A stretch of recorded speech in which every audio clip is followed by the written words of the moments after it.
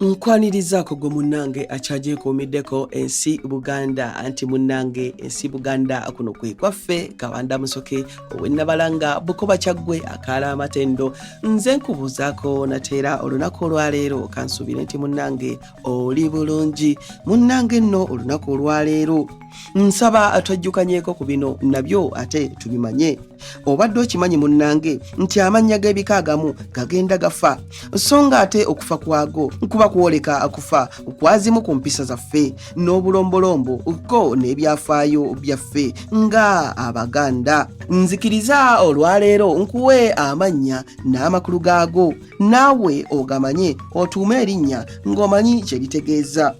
ate erinnya Nakayiki